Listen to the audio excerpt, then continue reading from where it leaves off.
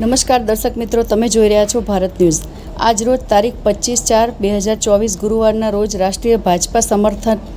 મંચ ગુજરાત પ્રદેશ પ્રભારી શ્રી રવીશ રામાચંદાની દ્વારા આયોજિત ગોતા વોર્ડના મત વિસ્તારમાં આવતી સોસાયટી વંદે માતરમ એપાર્ટમેન્ટ અને શ્યામ સત્તાધાર સોસાયટીમાં મહિલા મોરચાની મિટિંગનું આયોજન કરવામાં આવ્યું હતું। આ કાર્યક્રમમાં ભારતીય જનતા પાર્ટી ગુજરાત પ્રદેશ મહિલા મોરચા ઉપાધ્યક્ષ શ્રીમતી અર્ચનાબેન ઠાકર, અમદાવાદ શહેર મહિલા મોરચાના અધ્યક્ષ શ્રીમતી ડૉક્ટર સ્મિતાબેન જોશી,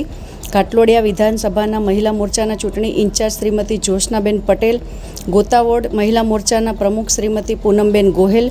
ગોતા વોર્ડના મહિલા મોરચાના શહેર કારોબારી શ્રીમતી હિનાબેન પટેલ તથા દરેક સોસાયટીઓના બહેનોએ મોટી સંખ્યામાં હાજરી આપી હતી। ભારત ન્યૂઝ, અમદાવાદ।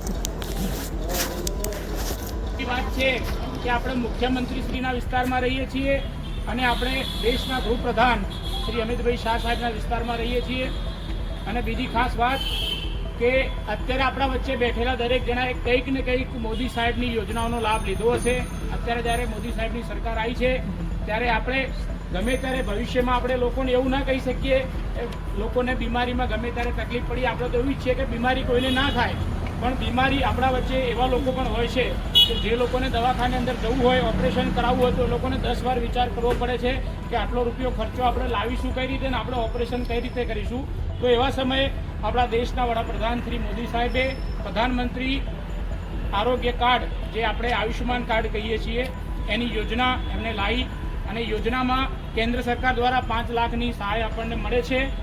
એના સિવાય આપણા ગુજરાતના માનનીય મુખ્યમંત્રી શ્રી ભૂપેન્દ્રભાઈ સાહેબની સરકાર આવ્યા બાદ એમને